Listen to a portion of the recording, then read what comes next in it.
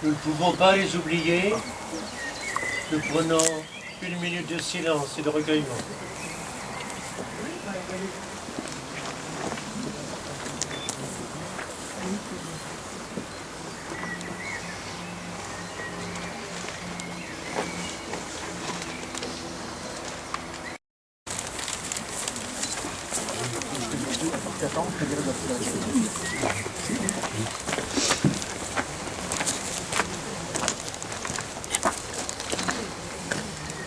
En quelques minutes, permettez-moi de rappeler, je sais que parmi vous un certain nombre, je pense en particulier les courtisiens et les riverains des villages à côté, vous connaissez cette histoire, l'histoire de ces 15 hommes, mais je voudrais le rappeler en quelques mots ces événements. Donc pour l'association, les membres de l'association de Marne Memory, l'association chalonnaise, qui est un groupe de reconstitution, mais qui agit énormément dans le devoir de mémoire, qui peut-être pour certains d'entre eux découvrent Courtisol et Saint-Mémy en particulier. Donc en quelques mots, que s'est-il passé? Pourquoi sommes-nous ici? Eh bien, vous savez qu'en mai 1944, les Alliés d'Angleterre préparent l'invasion de l'Europe, et en particulier le débarquement en Normandie.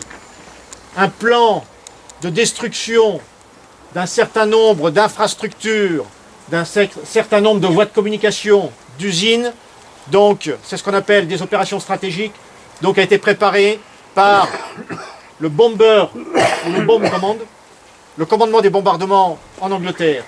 Parmi ses objectifs, en mai 1944, donc, le camp de Mailly, où stationne une division blindée allemande avec en particulier en cours d'instruction, puisqu'elle a été recomplétée en effectif, elle rentre du front russe, donc elle est stationnée à Mailly. La résistance aux Boises fait remonter l'information à Londres, et le commandement donc, de l'aviation britannique décide de réduire ce que nous appelons le potentiel de cette unité dans la nuit du 3 au 4 mai 1944. Plus de 300 appareils vont survoler, entre autres, notre région. Des interférences dans les liaisons radio sont provoquées a priori par une émission américaine, c'est paradoxal, une émission alliée, ce qui fait que de certaines perturbations et je dirais un petit peu une désorganisation va naître dans cette opération aérienne.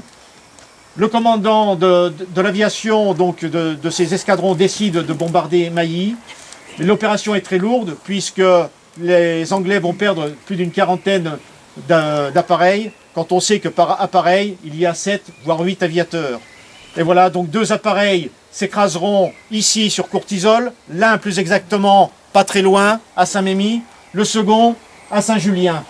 Ces 14 hommes seront, comme je le rappelle chaque année, inhumés quasiment, je dirais, presque clandestinement, puisque l'occupant est présent dans le village, en tous les cas sans office conséquent, en présence juste de quelques courtisiens. Ils rejoignent un pilote canadien qui, lui, a été inhumé en mai 1940, ici. Voilà un petit peu ces événements de mai 1944. Alors, cette année, on s'y était habitué depuis 3 ans, la délégation britannique est présente dans la Marne, mais n'a pas inscrit Courtisol donc à son pèlerinage de mémoire.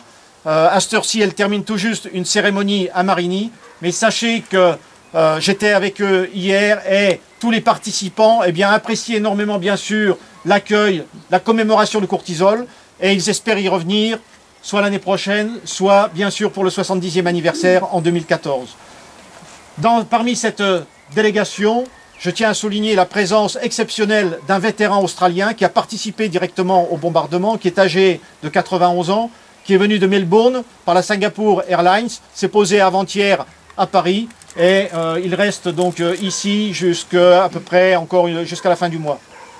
Et cet Australien, eh bien, regrettait vraiment de ne pouvoir être présent, mais dans tous les cas, il sera là aussi, c'est paradoxal, mais sur une tombe isolée, sur la tombe d'un aviateur australien ayant perdu la vie dans un raid qui a été organisé en juillet 1944 et qui est inhumé loin de sa terre natale, dans le petit village de Tony Aubeu.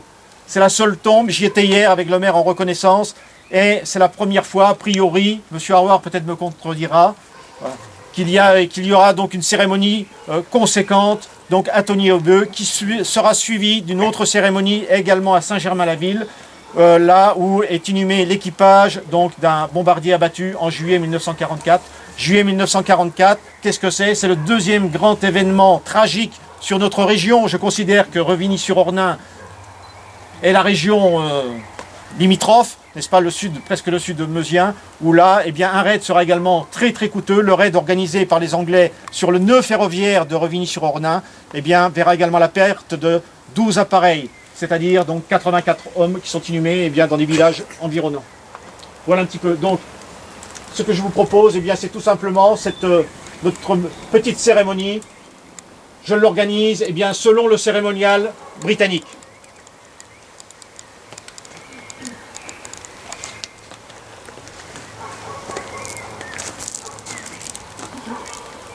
Monsieur le maire, messieurs, mesdames les élus, monsieur le président des anciens combattants de Courtisol, monsieur le président de la section d'entraide de la Légion d'honneur de Châlons, également président du comité du souvenir français de Châlons, monsieur le président de la Fédération nationale des anciens des missions extérieures pour la section de Vitry-le-François, monsieur le président de l'amicale des anciens marins, monsieur le président des anciens combattants et de la maison du combattant de Châlons, donc monsieur Cher, représenté par son épouse, monsieur le chef de corps des sapeurs-pompiers de Courtisol, monsieur le président de Marne Memory, messieurs les membres de l'association, madame et messieurs les porte-drapeaux, cher Père Garneson, mesdames, messieurs, chers amis. Est-ce une commémoration de plus? Est-ce une commémoration de trop?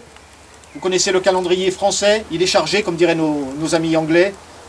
Pour moi, il s'agit avant tout de se souvenir, avec une génération que vous représentez pour un certain nombre d'entre vous, une génération qui a vécu ces événements tragiques. Et il s'agit tout simplement d'honorer 15 soldats, comme je le dis bien souvent, 15 soldats étrangers, alliés, qui sont tombés, ne l'oublions pas, tout simplement, pour la liberté de l'Europe, pour la liberté de la France, pour notre liberté, une liberté chèrement acquise, qu'il s'agit de préserver. Et vous savez que nous vivons dans un monde particulièrement dangereux. Il suffit de regarder une map monde, d'y apposer quelques pastilles rouges pour voir les différents points de tension, voire zones de conflit. Alors bien sûr, l'Europe est en paix depuis 1945. Les nations européennes sont dorénavant amis, mais n'oublions pas qu'il y a quelques années, 1995, eh bien un conflit allait ensanglanter l'Europe. Un conflit interethnique peut-être, mais qui a peut-être là aussi failli dégénérer en conflit européen.